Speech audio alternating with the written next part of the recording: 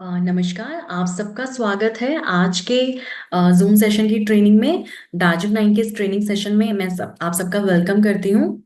आपको पता ही होगा कि अभी एक हफ्ते पहले world lung cancer day WHO के द्वारा मनाया गया है।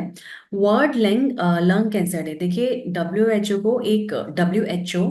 को एक पर्टिकुलर डे को world lung lung cancer day declare करने की जो सोच है वो कैसे आई, क्योंकि आप सबको पता है कि लंग्स यानी फेफड़ों का जो कैंसर है वो बहुत ज्यादा कॉमन हो गया है। देखिए, लंग कैंसर जो है मेडिकली ये माना जाता है कि जो लंग्स का कैंसर है वो सबसे ज्यादा हजार्डस कैंसर है, मतलब सबसे ज्यादा खतरनाक कैंसर है। क्योंकि ये सबसे ज्यादा तेजी से बॉडी में, पूरी बॉडी में जो सबसे ज्यादा जल्दी फैलता है वो ये लंग कैंसर है।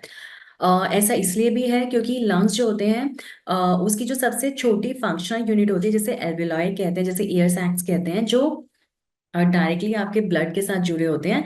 तो जो भी आप हवा ले रहे हैं, आपको पता है हवा में, पानी में और आपके खाने में कई जगहों पे बहुत अनचाहे कारणों की वजह से टॉक्सिन्स जमा है, केमिकल्स जमा है।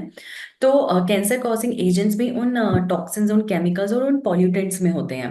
तो वो डायरेक्टली आपके ब्लड में जब आप सांस लेते हैं तो लंग्स में चले जाते हैं, लंग्स से एल्वियोलाई में चले जाते हैं, जहां से ब्लड के साथ वो एक्सचेंज हो जाते हैं, आपके ब्लड के साथ मिक्स हो जाते हैं। और ब्लड जो होता है आपके शरीर का, वो पूरे, वो एक आप मान सकते हैं ब्लड जो है वो ऐसा टिश्यू है जो आपकी पूरी बॉडी में फ्लो करता है। तो ब्लड के थ्रू जो कैंसर कॉजिंग एजेंट्स हैं वो पूरी बॉडी में सर्कुलेट हो जाते हैं। तो ये है लंग कैंसर। थोड़ा इसके बारे में डीपली और मेडिकल भाषा में एंड साइंटिफिक लैंग्वेज में जो भी इसके फैक्ट्स हैं, थोड़ा और इसको अच्छे से हम समझते हैं। जी हाँ। लंग्स क्या होते हैं? लंग्स आपके सबके शरीर में, ह्यूमन बॉडी में पेयर में ये ऑर्गन पाया जाता है। मतलब दो लंग्स, दो फेफड़े सभी मनुष्य की, सभी ह्यूमंस की बॉडी में होते हैं। और ये चेस्ट में यानी छाती में, आपके चेस्ट में सिचुएटेड होते हैं। इसकी लोकेशन वहाँ है। और प्रोलिफरेशन मतलब जब ये लंग कैंसर का प्रॉब्लम होता है तो जो लंग्स हैं, फेफड़े हैं, वो साइज में बढ़ जाते हैं। जी हाँ। क्योंकि उन्हें ब्लड सप्लाई ठीक से नहीं मिलता, टॉक्सिन्स की वजह से, एंटीऑक्सीडेंट्स की कमी की वजह से जो लंग सेल्स हैं वो अपने साइज से बढ़ जाते हैं। और जो ऑर्गन्स आपके चेस्ट में होते हैं, जो ब्रीदिंग को रेगुलेट करते हैं, मतलब आपकी ब्रीदिंग को ठीक करते हैं, उसे लंग्स कहते हैं। मैक्सिमम कैंसर जो पाया जाता है पूरे विश्व में, ग्लोबली, मतलब पूरी दुनिया में, वो लंग कैंसर है जो सबसे ज्यादा पाया जाता है, कॉमनली मेल्स में भी और फीमेल्स में भी। और इसका कारण, जो सबसे बड़ा कारण है, ग्रेटेस्ट जो इसका फैक्टर है लंग कैंसर को करने का, वो है स्मोकिंग। जी हाँ।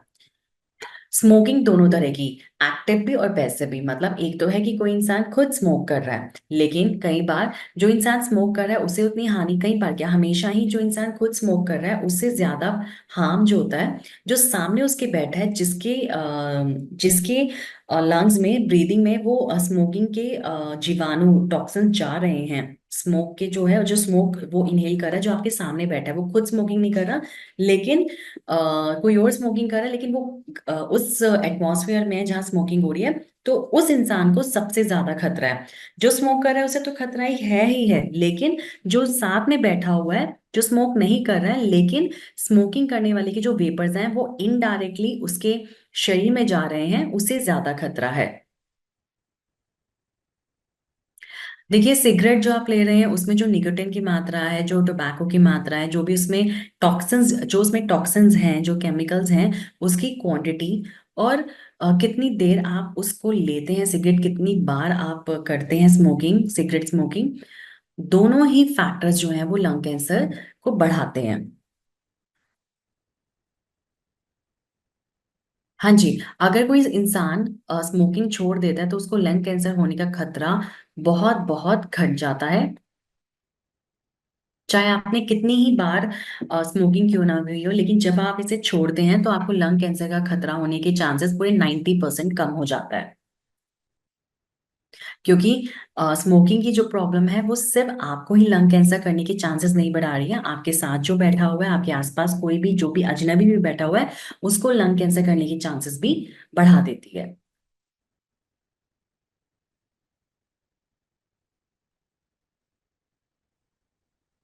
देखिए ज्यादातर इसके साइंस एंड सिम्टम्स क्या होते हैं, क्या लक्षण होते हैं किसी मरीज में कि हमें उससे पता चले कि उसे लंग कैंसर है। देखिए स्टार्टिंग में तो इसमें कोई स्पेशल कोई स्पेसिफिक साइन नहीं मिलता है। लेकिन जो लंग कैंसर के सिम्टम्स हैं, जो उसके लक्षण हैं, वो धीरे धीरे जैसे जैसे लंग कैंसर के स्टेजेस बढ़ता है, लंग कैंसर का स्टेज बढ़ता है, जैसे जैसे वो आपके शरीर में बढ़ता है तो उसके सिम्टम्स ज्यादा बढ़ने शुरू हो जाते हैं। जैसे अगर आपको परसिस्टेंट कफ है, बहुत लंबे समय से अगर आपको खांसी है, और थोड़ी थोड़ी खांसी जस्ट बिगिन हुई है होनी, तो वो भी लंग कैंसर हो सकता है। लंबे समय की खांसी भी लंग कैंसर हो सकता है। और शॉर्टली अभी के कुछ समय पहले ही अगर आपको खांसी शुरू हुई है और वो ठीक नहीं हो रही है, तो वो भी लंग कैंसर हो सकता है। अगर आपकी चेस्ट में हमेशा दर्द रहता है तो वो भी लंग कैंसर हो सकता है। अगर आप खांसी कर रहे हैं या मुंह से थूकते समय ब्लड आ रहा है बाहर, या थोड़ा थोड़ा पानी ब्लड आ रहा है, तो वो भी लंग कैंसर हो सकता है। आपकी वॉइस अगर ठीक नहीं है तो वो भी लंग कैंसर हो सकता है। अगर आपको सांस फूलने की दिक्कत है तो वो भी लंग कैंसर हो सकता है।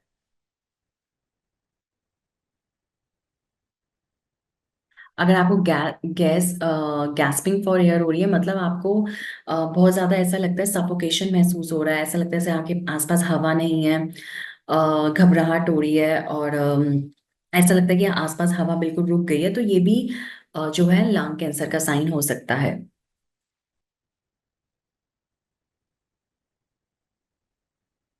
जब लंग कैंसर लंग्स से निकलकर लंग्स को तो खराब कर ही चुका है, उससे आगे बढ़कर आपके पूरे शरीर में फैलता है, तो आपके शरीर में हड्डियों में दर्द होना शुरू हो जाता है, पूरे शरीर में ही दर्द रहता है, आपका वजन कम होना शुरू हो जाता है, आपकी भूख कम होनी शुरू हो जाती है, आपके गले में स्वेलिंग रहती है।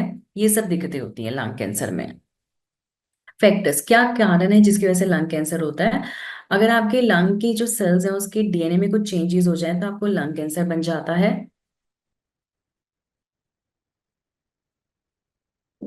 लंग्स को कैसे काम करना चाहिए, उसका सारा फंक्शन जो है वो डीएनए में लिखा हुआ है। जो आपका डीएनए होता है वो आपके टिश्यू, आपके ऑर्गन्स और आपकी पूरी बॉडी को बनाता है।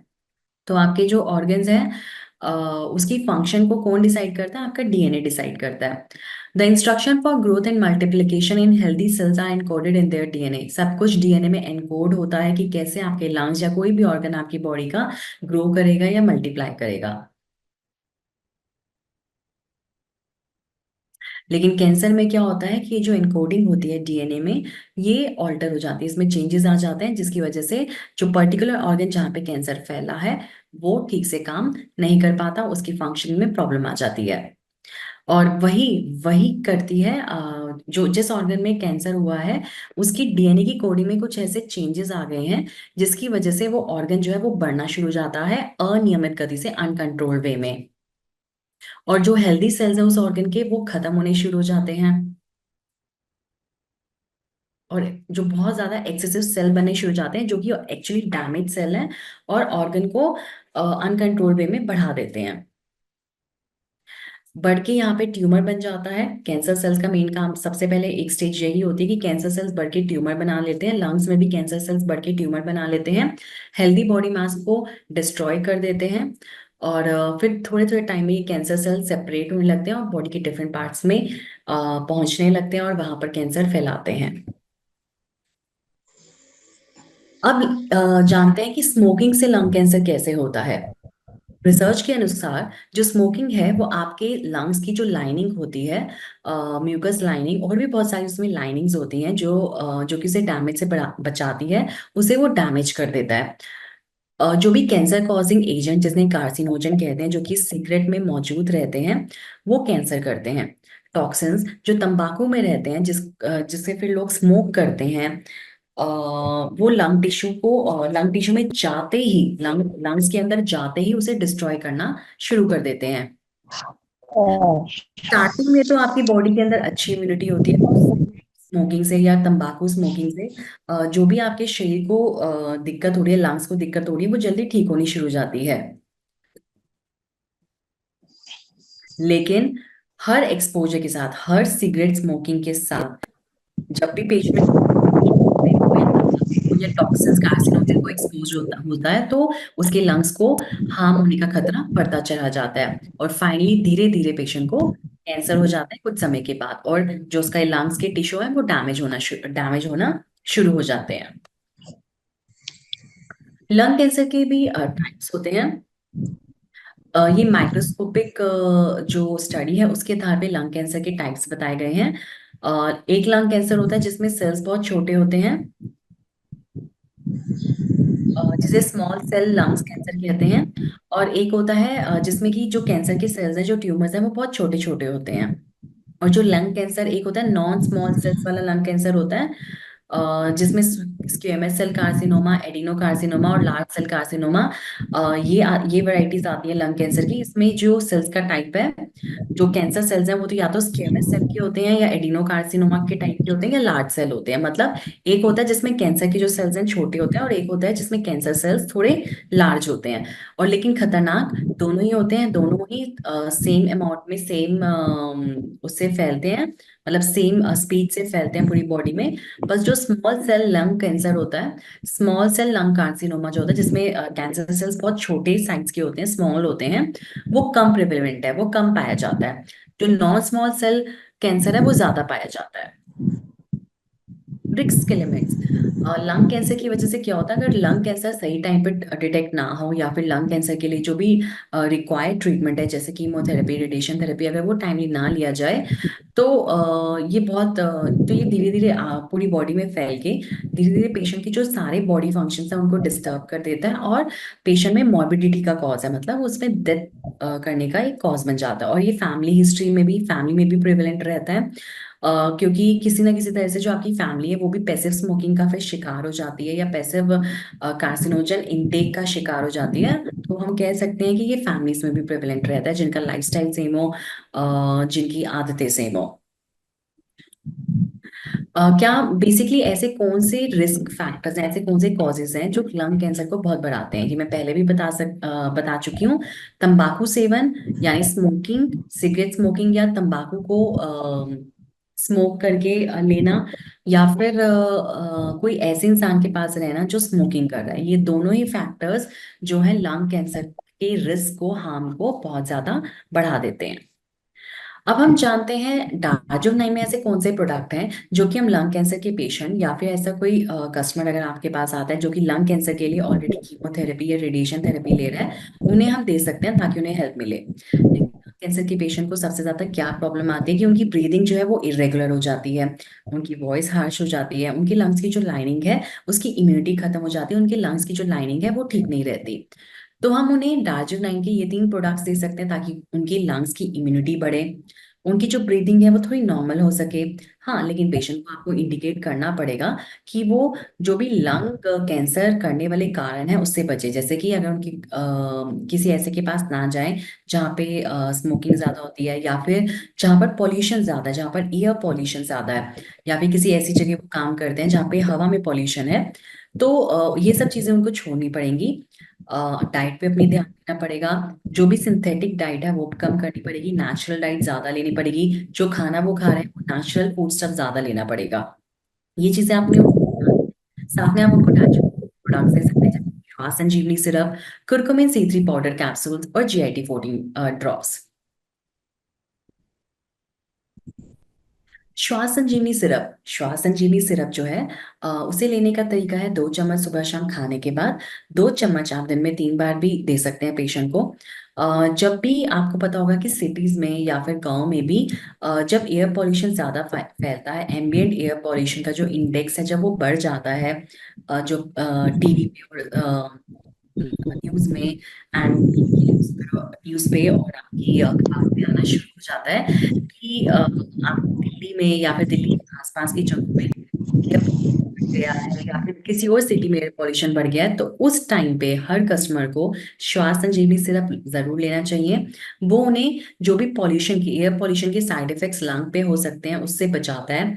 एयर पॉल्यूशन की वजह से जो लंग्स की लाइनिंग है जो डैमेज होनी शुरू हो, हो, होती डैमेज होनी शुरू हो जाती है, उससे उसे बचाता है।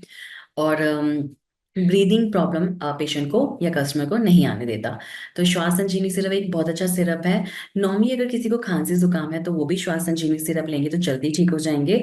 एंड इसका फीडबैक बहुत अच्छा है, हमारे पास बहुत सारी टेस्टिमनीज हैं कस्टमर्स की जो ये बताते हैं कि उन्होंने श्वास संजीवनी सिरप लिया जिसकी वजह से उनकी जो क्रॉनिक कफ है उसमें उन्हें बहुत आराम मिला, और अब उनके लंग्स बिल्कुल परफेक्ट है और अच्छा काम कर रहे हैं। लंग्स की एक और प्रॉब्लम होती है जिसे एम्फाइसीमा कहते हैं, जिसमें लंग्स बिल्कुल डैमेज हो जाते हैं। कैंसर नहीं होता, लेकिन लंग्स में पॉल्यूशन या स्मोक इतना बढ़ जाता है कि वो परमानेंटली लंग्स को डैमेज कर देता है। ऐसे की केसेस में पेशेंट को हमेशा पंप लगा के फिर चलना पड़ता है। हमेशा उनको अपनी नाक के आगे और मुंह के आगे एक मास्क रखना पड़ता है। तो ये सब जो ब्रीदिंग प्रॉब्लम्स हैं, इनमें भी आप श्वास संजीवनी सिरप पेशेंट को दे सकते हैं। अस्थमा में आप श्वास संजीवनी सिरप दे सकते हैं। लॉन्ग टाइम का अस्थमा अगर ठीक ना हो और उन्हें एयर पॉल्यूशन से आपने एक्सपोज कर दिया, तो उन्हें पूरे पूरे चांसेस हैं कि पेशेंट को लंग कैंसर हो सकता है। तो अस्थमा के पेशेंट को श्वास संजीवनी सिरप दीजिए। लंग्स में, चेस्ट में अगर किसी को टीबी है तो उसे श्वास संजीवनी सिरप जरूर दीजिए। और भी लंग्स के जितने भी डिसीजेज हैं, जैसे COPD, chronic obstructive pulmonary disorder, उनमें भी आप श्वास संजीवनी सिरप जरूर दीजिए। क्योंकि लंग्स की जो प्रॉब्लम है, अगर वो ठीक टाइम पे ठीक नहीं होती तो लंग्स की इम्यूनिटी बहुत वीक हो जाती है, जो धीरे धीरे जाके लंग्स को डैमेज कर सकती है, कैंसर कर सकती है। The Schwarz and Chimney syrup is a good syrup for all the lung patients, all the lung cancer patients, lung problems patient, lung diseases patient like COPD, asthma, bronchial asthma, bronchitis, or any other chronic or acute cough. Acute cough, right? Curcumin C3 powder capsule. Curcumin C3 powder capsule, जैसे आप सब जानते ही हैं और आप सबको पता ही है कि हल्दी में एक इंग्रेडिएंट होता है कुरकुमिन, और उसमें भी कुरकुमिन C3 एक नैनो कुरकुमिन इंग्रेडिएंट है, एक एक्टिव इंग्रेडिएंट है हल्दी कंपाउंड का, जिसमें हेल्थ कंटेंट, हेल्थ कंपोनेंट सबसे ज्यादा है। बेसिकली इसका काम, ये एक एंटी इंफ्लामेटरी है। जो मैंने आपको बताया कि लंग कैंसर में या लंग्स में अगर कोई भी डिसीज होता है तो उसमें सेल प्रोलिफरेशन शुरू हो जाता है। मतलब जो लंग्स के सेल्स हैं वो बहुत ज्यादा बढ़ने शुरू हो जाते हैं और एक तरह का इन्फेक्शन कर देते हैं। किसी भी तरह के इन्फेक्शन में भी ऐसा हो सकता है स्टार्टिंग फेज में। तो लंग में कोई भी इन्फ्लामेशन हो, कोई भी इन्फेक्शन हो, या टॉन्सिल्स हो, या फिर लंग सेल्स प्रोलिफरेट कर गए हो, या थ्रोट में भी कोई प्रॉब्लम हो, किसी भी तरह के रेस्पिरेटरी इन्फेक्शन में आप कुरकुमिन C3 पाउडर कैप्सूल, एक कैप्सूल सुबह शाम खाने के बाद जरूर लीजिए। हर तरह का रेस्पिरेटरी इन्फेक्शन, लंग इन्फेक्शन या इन्फ्लामेशन बिल्कुल ठीक हो जाएगा। अब है GIT14 ड्रॉप्स। GIT14 ड्रॉप्स के बारे में भी सब जानते हैं। अ, आप सबको लगता है, आप सब जानते ही हैं, GIT का मतलब है गैस्ट्रो इंटेस्टिनल ट्रैक्ट। हम सबको पता है कि पेट में थोड़ा बहुत दर्द हो या बॉडी में भी हल्का फुल्का कहीं दर्द हो, छोटा मोटा दर्द हो, या कोई भी वायरल इन्फेक्शन हो, वायरल फीवर हो, तो उसमें हम GIT14 ड्रॉप्स 2 से 3 बूंद, 2 to 3 ड्रॉप्स, 2 से 3 बूंद एक कप पानी में डाल के दिन में 3 बार या 2 बार ले सकते हैं। लेकिन क्या आपको पता है कि GIT14 ड्रॉप्स हैं ऐसी कुछ रस औषधियाँ और ऐसे कुछ क्लासिकल मेडिसिन हैं, आयुर्वेदिक क्लासिकल मेडिसिन हैं, जो आपकी किसी भी डिसीज को जल्दी ठीक करने में मदद करते हैं, आपकी इम्यूनिटी को बढ़ाते हैं, और जो सेल प्रोलिफरेशन का काम है, जो कि बेसिकली कैंसर सेल्स प्रोलिफरेट ज्यादा करते हैं, उसकी रोकथाम को ये उसकी रोकथाम में भी मदद करते हैं। कैंसर सेल्स जो है वो बहुत ज्यादा जल्दी बढ़ ना जाए, उसमें भी GIT14 ड्रॉप्स का बहुत बड़ा हाथ है। कोई भी तरह का चेस्ट पेन हो, उसमें GIT14 ड्रॉप्स आप पेशेंट को दीजिए, पेशेंट को जल्दी आराम आ जाएगा, उनको बहुत रिलीफ मिलेगा। तो ये मैंने कुछ प्रोडक्ट्स आपको बताए हैं जो डार्जिलिंग नाइन से हैं और जो डार्जिलिंग नाइन की तरफ से हैं। और आपके पास कोई भी कस्टमर आता है जिससे ये सिम्टम्स मिल रहे हैं जो कि मैंने अभी आपको बताए, और जो कि खुद ही बता रहे हैं कि वो लंग कैंसर के लिए ट्रीटमेंट दे रहे हैं, तो आप ये प्रोडक्ट्स उनको देके उनकी बहुत ज्यादा मदद करेंगे। Thank you so much. आपने प्रेजेंटेशन में मेरी प्रेजेंटेशन देखी, लाइक जो मेरे फैक्ट्स हैं वो सब आपने जाने। अगर आपका कोई भी सवाल है लंग कैंसर से रिलेटेड या किसी भी लंग प्रॉब्लम से रिलेटेड, या डार्जिलिंग की जो प्रोडक्ट्स मैंने अभी आपको 3 बताए हैं इनसे रिलेटेड, अगर आपका कोई प्रॉब्लम है, कोई भी क्वेश्चन है, कोई क्वेरी है, कुछ आप जानना चाहते हैं, कोई भी डाउट आप क्लियर करना चाहते हैं, तो आप इस प्लेटफॉर्म पे आज क्लियर कर सकते हैं। एक एक करके आप अपने क्वेश्चंस पूछ सकते हैं। Hello ma'am. हेलो। हाँ मैम, मैं राकेश आगरा से बोल रहा हूँ। Good afternoon. Very good afternoon ji. Ma'am ये कह रहा था मैं, ये लंग्स में ट्यूबरकुलोसिस होती है, टीबी जो होती है ना, जी जी। उसमें उसमें करक्यूमिन कैसा रहेगा? जी, कुरकुमिन उसमें बहुत अच्छा रहेगा। श्वास संजीवनी सिर्फ कुरकुमिन और GIT14 ड्रॉप्स, तीनों उसमें बहुत अच्छे रहेंगे। साथ में आप पेशेंट को एंटीऑक्सीडेंट जूस भी दीजिएगा अगर उन्हें टीबी है तो। टीबी उनकी मतलब खत्म हो चुकी है, सही हो चुकी है बिल्कुल। अच्छा अच्छा। तो आप ये तीनों ने जरूर दीजिए, Shwas Sanjeevani syrup, curcumin C3 powder capsules, और GIT14 ड्रॉप्स, और साथ में उन्हें एंटीऑक्सीडेंट जूस भी जरूर दीजिएगा। अच्छा, क्योंकि मैं अभी उनको कोई प्रॉब्लम नहीं है, मतलब ना कफ है ना कुछ है। जी जी। तो उसके लिए बोल रहा था। जी बाकी मैं वैसे कोई प्रॉब्लम नहीं है, कुछ भी नहीं रहती है, खूब बढ़िया है। बिल्कुल अच्छी बात है जी, मैं तो आपकी बात से पूरा सहमत हूँ। लेकिन टीबी अगर किसी को एक बार हो जाए तो आपको पता ही है कि टीबी भी एक ऐसी बीमारी है जो इम्यूनिटी को एकदम ब्रेक डाउन कर देती है। हाँ एंड हाँ। साथ में टीबी के लिए, टीबी को ठीक करने के लिए जो एंटी ट्यूबिकुलर ट्रीटमेंट चलता है, एटीटी का जो ट्रीटमेंट चलता है, उससे भी उसके ड्रग्स की वजह से, उसकी दवाइयों की वजह से भी पूरे शरीर में बहुत ज्यादा वीकनेस आ जाती है और कुछ कॉम्प्लिकेशंस वो छोड़ जाती हैं। तो उन हम्म। कॉम्प्लिकेशंस को प्रिवेंट करने के लिए और पेशेंट की इनबिल्ट इम्यूनिटी को ठीक करने के लिए और स्पेशली चेस्ट टीबी में लंग्स की इम्यूनिटी को ठीक करने के लिए इम्यूनिटी एनहांसमेंट और इम्यूनिटी बूस्टर के तौर पे आप डार्जन के ये 3 प्रोडक्ट्स उन्हें जरूर दीजिए। एंटीऑक्सीडेंट जूस मैंने एक बार चलाया था तो उनको सूट नहीं किया था। कॉन्स्टिपेशन ऐसा हुआ था कि 2 दिन तक उनको मोशन नहीं हुआ था। कोई बात नहीं, कोई बात नहीं, आप ये 3 प्रोडक्ट्स उन्हें जरूर दीजिए और 15 दिन के बाद मुझे बताइए कि पेशेंट को कितना फायदा है। ठीक है, okay ma'am, thank you. Welcome.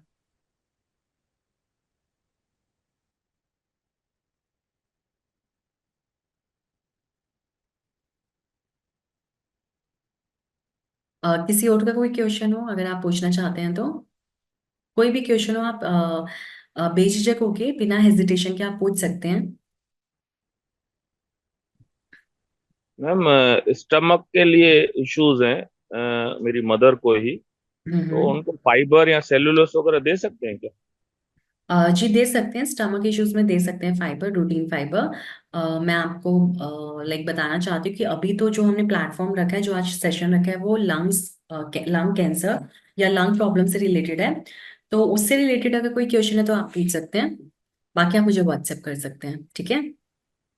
तो लंग्स के जो ये प्रॉब्लम्स या कोई भी जो ये इश्यूज होते हैं, वो हमारी हम्म। वोकल कॉर्ड पे भी इफेक्ट करते हैं क्या? जी बिल्कुल करते हैं, क्योंकि लंग्स जो हैं वो आगे जाके विंड पाइप से कनेक्ट होते हैं। विंड पाइप हम्म। जो होता है वो आगे जाके वोकल कॉर्ड से भी अटैच होता है। वोकल कॉर्ड या वॉइस बॉक्स जो होता है वो भी उसमें भी इन्फेक्शन हो सकता है अगर आपके लंग्स में कुछ प्रॉब्लम है तो। और लंग्स के लिए कोई ऐसा एक्सरसाइज फिजिकल या कोई ऐसे समझो ब्रीथिंग का कुछ ऐसा है क्या जी जो हाँ, लंग्स? ब्रीदिंग ब्रीदिंग एक्सरसाइज रोज सुबह उठ के आप अगर अपने किसी भी पेड़ के आगे अगर आप नॉर्मल ब्रीदिंग भी करते हैं तो वो भी एक बहुत अच्छी ब्रीदिंग एक्सरसाइज है। लेकिन ब्रीदिंग एक्सरसाइज से भी ज्यादा जरूरी है कि आपके जो लंग्स हैं उनकी, उसका जो टिश्यू है उसकी इम्यूनिटी जो है वो ठीक रहे। तो उसके लिए अगर आप curcumin C3 powder capsule patient को देते हैं, जिनको आपको लग रहा है कि जो ऐसे एटमॉस्फेयर में रहते हैं जहाँ पे एयर पॉल्यूशन है, जिन्हें आपको लग रहा है कि लंग की बीमारी हो सकती है या कुछ हार्श वॉइस है जिनकी, उन्हें आप कुर्कुमिन C3 पाउडर कैप्सूल देना शुरू करिए, उनकी वॉइस में काफी फर्क आएगा और ओवरऑल लंग्स की इम्यूनिटी भी बढ़ेगी। और मैडम, जो कुरकुमिन C3 समझो अफोर्ड नहीं कर सकता है, तो उसको हम्म। अपनी हल्दी दे सकते हैं? जी हाँ बिल्कुल, आप दामोलिक रेंज की हल्दी जरूर दीजिए उनको, साथ में आप श्वास संजीवनी सिरप दीजिए। अच्छा, 100 संजीवनी। जी हाँ, श्वास संजीवनी सिरप अगर दीजिए, उन्हें फायदा मिलेगा। हल्दी दें तो कैसे दें, मतलब सुबह को गर्म पानी में हल्दी या रात को दूध में, कैसे फायदा होगा उसका ज्यादा? हल्दी जो है वो आप 1 चम्मच, 1 कप गुनगुने पानी में 1 चम्मच हल्दी डाल के उसके गरारे करने के लिए बोलिए। जो भी खाना खा रहे हैं उसमें हल्दी का सेवन ज्यादा करिए और उबलते हुए दूध में 1 चम्मच हल्दी डाल के उसे पीजिए, पेशेंट को काफी फायदा मिलेगा। Okay okay, thank you very much. Welcome welcome. हल्दी के हेलो साथ मैडम, नमस्ते मैडम हाँ जी हाँ जी नमस्कार। जी। मैडम, मेरे बेटी का जो एक बच्चा है 5 साल का है।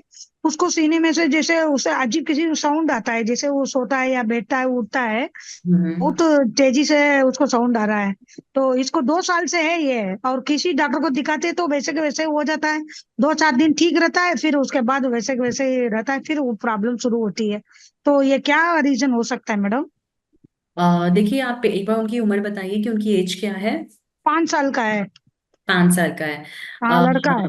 हाँ कोई नहीं, घबराने की जरूरत नहीं है, कई बार जो 5 साल की उम्र है उसमें म्यूकस बहुत ज्यादा बनना शुरू हो जाता है और अभी थोड़ा एक्चुअली ग्रोथ की स्टेज है, तो इतना घबराने की जरूरत नहीं है। लेकिन अगर 5 साल का है तो आप उससे, हमारा कफ सिरप एक आता है, कफ सिरप आता है बच्चों के लिए स्पेशली, आप आधा चम्मच दिन में एक बार उनको दीजिए, ये जो उनकी खड़खड़ की आवाज है ये बिल्कुल ठीक हो जाएगी। अच्छा, ठीक जी। है मैडम। ओके। जी। Okay madam. Thank okay you जी। मैडम। नाम वेलकम क्या है वेलकम। मैडम वो? कफ सिरप के नाम से ही कफ सिरप, अच्छा, जी।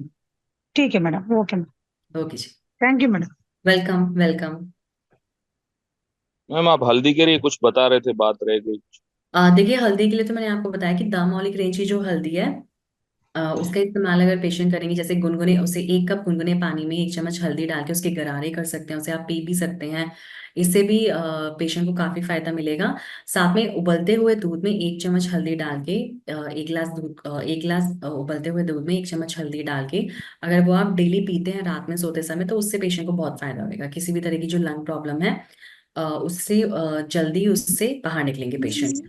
हल्दी के साथ साथ एक दामोलिक रेंज की जो काली मिर्च है, ब्लैक पेपर है, उसका इस्तेमाल भी बहुत अच्छा है। काली मिर्च जो होती है वो भी सेल्स की, लंग सेल्स की इम्यूनिटी के लिए बहुत अच्छी है। काली मिर्च आप आटे में मिला के खा सकते हैं। काली मिर्च जो है आप शहद के साथ मिक्स करके, साथ में अदरक को मिक्स करके फिर ले सकते हैं। डिफरेंट तरीकों पे भी जहां भी आपको लगता है कि काली मिर्च इस्तेमाल कर सके, आप इस्तेमाल करिए, स्पेशली दामोलिक रेंज की ब्लैक पेपर, उससे पेशेंट को काफी फायदा मिलेगा। Thank you. जी हाँ। कैंसर के केसेस में मैं आपको बताना चाहती हूँ, लंग कैंसर के केसेस में पर्टिकुलरली दालचीनी भी एक बहुत अच्छा रोल करती है। दालचीनी सिनेमन पाउडर है, हमारे दामोलिक रेंज में सिनेमन पाउडर अवेलेबल है, दालचीनी का पाउडर अवेलेबल है। जैसे आपने हल्दी के बारे में मैंने बताया कि 1 चम्मच हल्दी 1 कप गुनगुने पानी में डाल के उसके गरारे कीजिए या पी भी सकते हैं। उसी प्रकार दालचीनी, दालचीनी की चाय अगर आप लेंगे, जैसे हमारी सीटीसी टी है, अगर उसकी चाय भी आप बनाते हैं, उसमें भी डेफिनेटली ये सारी हर्ब्स डली हुई हैं, लेकिन अलग से भी उसकी चाय बना के उसमें अगर आप आधा चम्मच दालचीनी बना के रोज सेवन करें, तो कैंसर जो है उससे आप काफी टाइम तक बचे रहेंगे। मतलब कैंसर कार्सिनोजन जो होता है, कैंसर कॉजिंग एजेंट जो होते हैं, वो आपके लंग्स को और आपके रेस्पिरेटरी सिस्टम को हार्म नहीं पहुंचाएगा। आ, जी मैडम, हाँ जी, हाँ जी।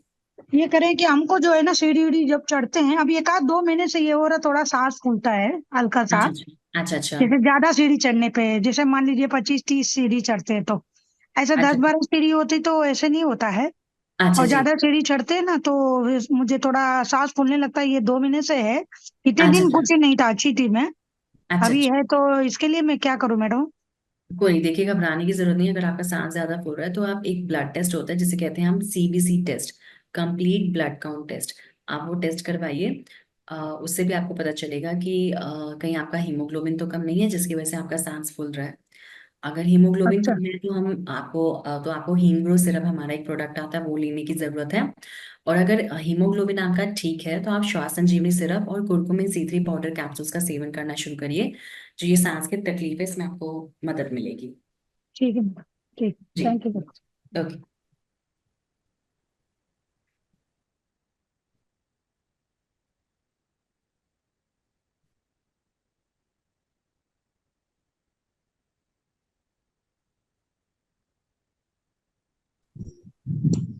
हेलो।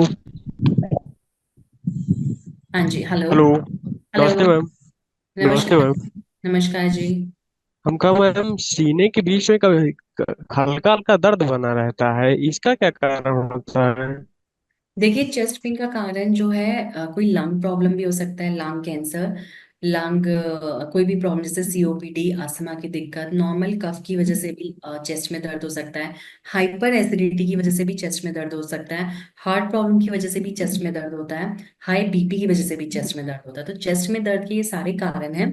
लेकिन अगर आपको चेस्ट में दर्द हो रहा है, तो इनिशियल स्टेज पे आप नॉर्मली घर पे क्या कर सकते हैं, अगर आपको हाई बीपी नहीं है, ठीक है, अगर आपको हाई बीपी नहीं है, तो इनिशियल स्टेजेस में आप ऐसा कर सकते हैं कि आप 1 कप पानी लीजिए नॉर्मल रूम टेम्परेचर पे, उसमें GIT 14 ड्रॉप्स जो हमारा प्रोडक्ट है उसकी 3 से 4 बूंद डालिए और दिन में 2 से 3 बार ले लीजिए। ऐसा करने पे अगर चेस्ट पेन नॉर्मल प्रॉब्लम की वजह से है, जैसे हाइपर एसिडिटी की वजह से है, या कुछ हैवी खाना खाने की वजह से है, हाइपर एसिडिटी हो गई है, एक्सेस फैट की वजह से है, या एक्सर्शन की वजह से चेस्ट पेन है, तो वो सब ठीक हो जाएगा। लेकिन इसके बाद भी अगर चेस्ट पेन परसिस्ट करता है, तो आपको चेकअप की जरूरत है। तो आप, कुछ चेकअप हम बताएंगे, वो आप करवा सकते हैं। जी मैम, जैसे हाँ जी। चेस्ट, जैसे आप एक्सरे चेस्ट करवा सकते हैं, सीटी स्कैन ऑफ चेस्ट करवा सकते हैं और ईसीजी करवा सकते हैं अगर आपका चेस्ट पेन परसिस्ट करता है तो। ठीक है, धन्यवाद। जी, वेलकम।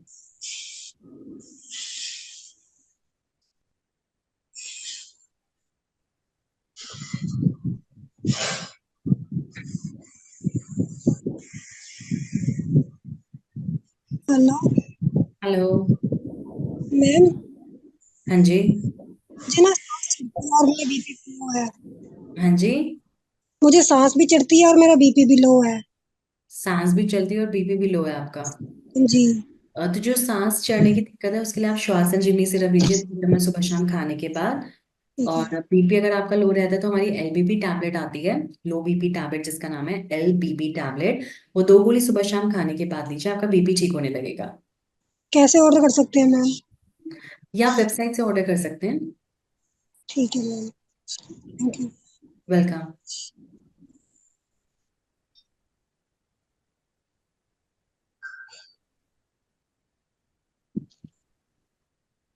जी मैं आपको बताना चाहती हूँ कि आप कस्टमर को भी कह सकते हैं और खुद भी अगर ये प्रोडक्ट्स यूज कर रहे हैं तो इन्हें यूज करने के पहले आप अपने नियर बाय डॉक्टर से भी सलाह ले सकते हैं। अगर आप मुझसे ओपीडी में आके कंसल्ट करना चाहते हैं और अपनी प्रॉब्लम डिस्कस करना चाहते हैं तो आप ओपीडी में भी आके देख सकते हैं। आप ओपीडी में आके भी आपको अपने आप को दिखा सकते हैं, मुझसे कंसल्ट कर सकते हैं अपनी रिपोर्ट्स के साथ। मेरी ओपीडी होती है मंडे से लेके सैटरडे तक सुबह 10 बजे से लेके 2 बजे के बीच में। एंड आप व्हाट्सएप पे भी मुझसे कनेक्ट कर सकते हैं, अपनी रिपोर्ट्स शेयर कर सकते हैं, जो आपको सिम्टम्स हैं, जो आपकी कंप्लेंट्स हैं, वो आप मुझे तसल्ली से व्हाट्सएप पे कांटेक्ट करके बता सकते हैं। ठीक है। या फिर आप वेबसाइट पे टिकट भी जनरेट कर सकते हैं। ठीक है मैम। ओके जी।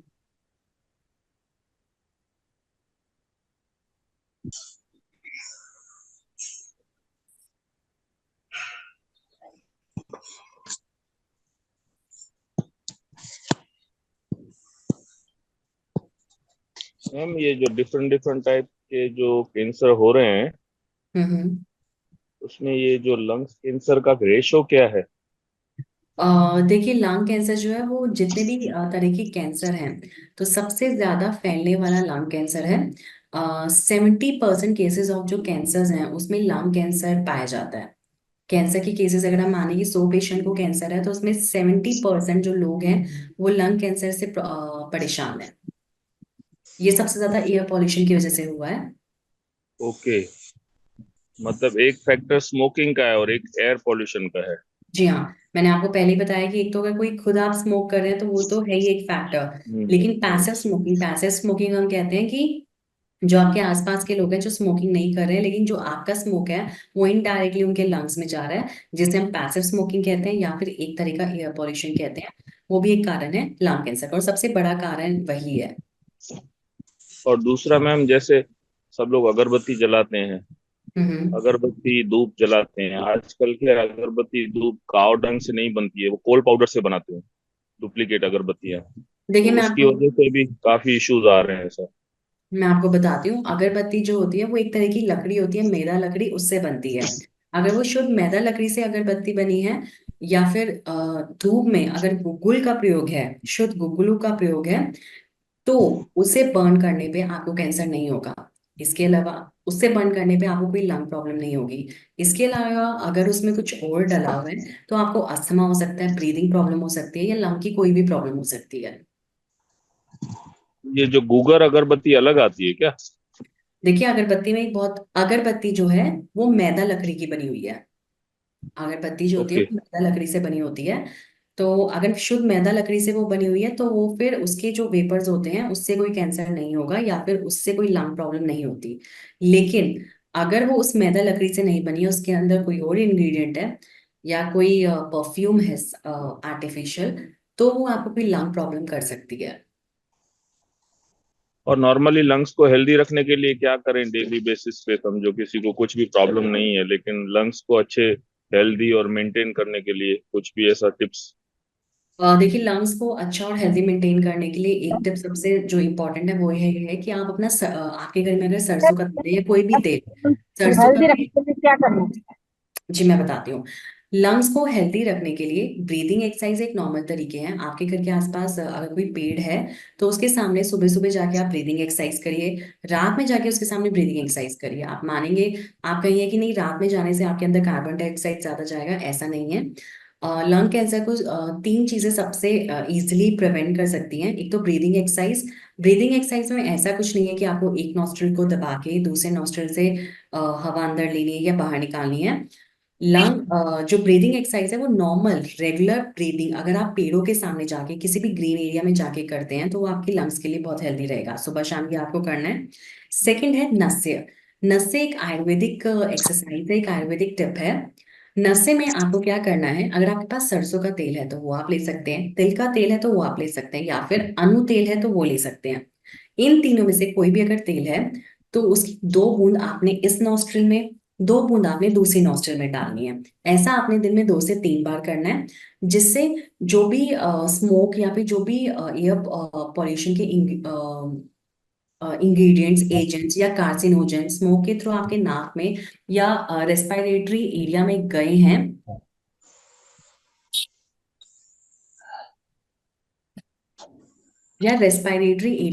हैं, तो फिर वो जो है आपके नाक तक ही रहेंगे, वो और आगे अंदर रेस्पिरेटरी टिश्यू तक नहीं जाएंगे, आपके लंग्स में नहीं जाएंगे। तो नस से एक दूसरा तरीका है। तीसरा तरीका है कि आप अपने लंग्स की इम्यूनिटी पर ध्यान दीजिए। इम्यूनिटी बढ़ाने के लंग्स के लिए आप जितना वॉक करेंगे, जितना फिजिकल एक्सरसाइज करेंगे उतना अच्छा रहेगा। साथ में आप लंग्स की इम्यूनिटी बढ़ाने के लिए अच्छे इंग्रेडिएंट्स लीजिए जो उसकी इम्यूनिटी बढ़ाए। अच्छा फूड लीजिए, तली हुई चीजें और जो भी केमिकल युक्त और सिंथेटिक फूड स्टफ है उसको आप छोड़िए। जो भी इम्यूनिटी एनहांसिंग टॉनिक्स हैं वो आप लीजिए, या जो भी आयुर्वेदिक वेलनेस प्रोडक्ट्स हैं जो आपकी इन रिटर्न इम्यूनिटी को बढ़ाएंगे वो ले सकते हैं आप। जैसे मैंने आपको बताया कि हल्दी आपके लिए बहुत अच्छा है, काली मिर्च बहुत अच्छी है, अदरक आपके लिए बहुत अच्छा है। ये सब कुछ ऐसे इंग्रेडिएंट्स या कुछ ऐसे किचन हर्ब्स हैं जो अल्टीमेटली आपकी लंग्स की इम्यूनिटी को या रेस्पिरेटरी सिस्टम की इम्यूनिटी को बढ़ाते हैं। और बाकी जो वेलनेस प्रोडक्ट्स हैं डार्चुन के, वो तो मैंने आपको बता ही दिया। वो अगर आप हमेशा लगातार लेंगे तभी आप लंग कैंसर की प्रॉब्लम से बचे रह सकते हैं। यहाँ पे पेड़ पौधे है, सुबह उठ के पेड़ पौधे के सामने सांस बाहर लेनी, अंदर लेनी है, बाहर छोड़नी है। ठीक है, आप अपने हेल्दी रखने के आराम से, लिए। आराम से आप और बताइए क्या पूछना उसके चाहते हैं। बाद सरसों का तेल, तिल का तेल कोई भी ऐसा मिले तो बूंद अपनी नाक में डालनी हाँ है, जी, तो हाँ जो जी, बिल्कुल। कीटाणु है वो वही मतलब अंदर नहीं जाती है। ठीक है।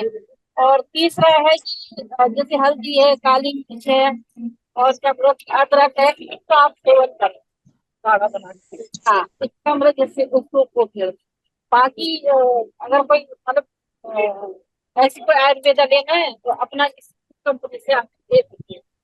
ऑप्शन बता दीजिए तुम घर में ये सब भी कर सकते हो। हाँ, हाँ, मतलब कि घर में भी हमारी चीज होती है उनको भी यूज करो।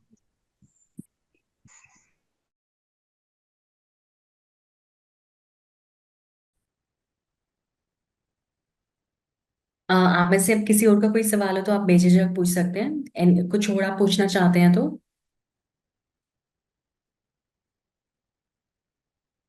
जी नमस्ते मैम। नमस्कार जी। मैं डॉक्टर कुंदन कुशवाहा बोल रहा हूँ आगरा से। जी नमस्कार, बताइए। मैम, जो अपना सर्व संजीवनी सिरप होता है वो कुछ चेस्ट पेन में कुछ आर- आराम देता है क्या? देखिए, सर्व संजीवनी सिरप जो है वो एक इम्यूनिटी एनहांसर है।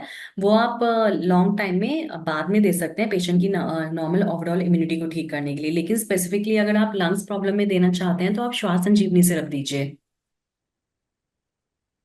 नहीं वैसे लंग्स प्रॉब्लम नहीं है, चेस्ट पेन कभी कभार अपनी GRD 40 चल रही है, उसे बंद सही भी हो जाता है, हम्म। फिर होने लगता है पर तो उसके साथ में सर्व संजीवनी ऐड कर सकते हैं क्या? आराम मिलेगा उससे? सर्व संजीवनी सिर्फ आप किसी भी पेशेंट को दे सकते हैं, कोई साइड इफेक्ट नहीं है, फायदा ही मिलेगा पेशेंट को, नुकसान नहीं है। लेकिन अगर उन्हें चेस्ट पेन हो रहा है तो आप उन्हें GIT 14 drops, four wheel alkaline drops और ओमेगा बैलेंस कैप्सूल दीजिए, ज्यादा फायदा उनको इससे मिलेगा। साथ में आप श्वास संजीवनी सिरप दीजिए। और अगर ये ज्यादा टाइम तक ये चेस्ट पेन रहता है तो आप पेशेंट का जो मैंने आपके टेस्ट बताए हैं अभी आपको, जैसे एक्सरे, चेस्ट, ECG, ये 2 टेस्ट जरूर करवा उसका लीजिए। उसका ये ECG वगैरह ये सब हो गया है, हाँ, चेस्ट वाले हार्ट के स्पेशलिस्ट डॉक्टर को दिखा दिया है, वो उसमें कोई परेशानी नहीं निकली उसमें कोई है। ECG परेशानी वगैरह नहीं तो निकली है। नहीं नहीं नहीं। 6-7 हजार रुपये जांच कराई उन्होंने। अच्छा, तो एक्सरे वगैरह भी सब ठीक अब निकला उससे है? उससे उनकी दवाई से आराम भी नहीं मिला था। अपने जीआईटी फॉरवर्ड से उन्हें आराम मिला, तो आप पर उनको कभी जीआईटी, कभार दर्द हो जाता है। हाँ कोई बात नहीं, आप उनको GIT 14 और फोरवेल एल्कलाइन ड्रॉप्स देते रहिए। साथ में आप उनको श्वास संजीवनी सिरप और कुर्कुमिन C3 दीजिए। जी मैम।